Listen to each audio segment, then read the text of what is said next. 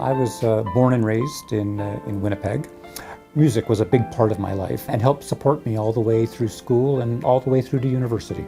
As I became interested in the field of psychiatry, I noticed that when I was looking after patients, especially patients with life-threatening and life-limiting conditions, oftentimes very little attention was paid to kind of the lived experience that these people were having. Harvey has worked very hard to improve the concept of how to make patients feel totally human 100% of the time, comfortable with their environment, comfortable with those who are serving them. Harvey has been very much a master of being able to translate the human elements in a way where they don't lose their mystery, but putting them in the language of physicians and healthcare providers and providing those tangible tools that they need.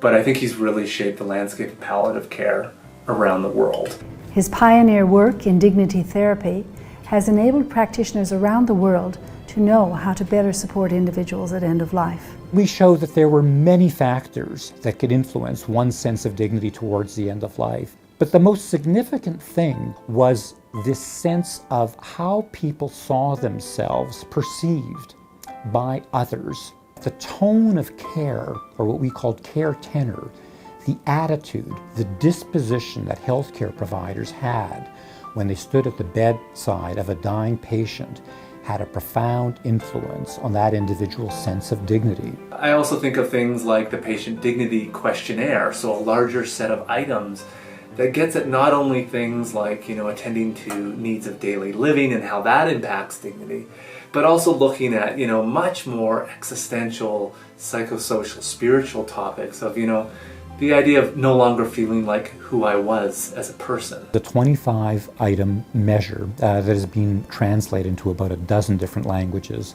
It's used clinically and it's used in various different research contexts. Harvey has given deeper understanding to the patient's voice, to their narrative and their stories. This has allowed health professionals who care for these individuals to tailor their care and provide more personalized and dignified support. The development of his grief and bereavement programs are going far and wide so that people understand that you don't just look after the patient, you look after the patient's family. So dignity therapy provides people a way of creating what we call a generativity document. It's transcribed, it's edited, it is given back to the patient for them to bequeath to those of their choosing. Dr. Chochinov is co-founder and former chair of the Canadian Virtual Hospice. This is the world's most comprehensive online platform, providing information and support to patients, families, and health professionals on issues related to palliative care and bereavement. There are studies that have taken dignity therapy and applied it to circumstances that are outside of the realm of palliative care. This is a man who never stops thinking, dreaming, and moving forward. As it turns out, music and marriage are connected. When I was in junior high, I played Frank Butler in Annie Get Your Gun, and Annie was the woman who turned out to be my wife, Michelle.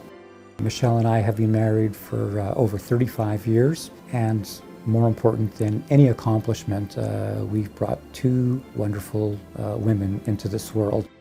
Canadian Medical Hall of Fame Laureate, Dr. Harvey Chochinov.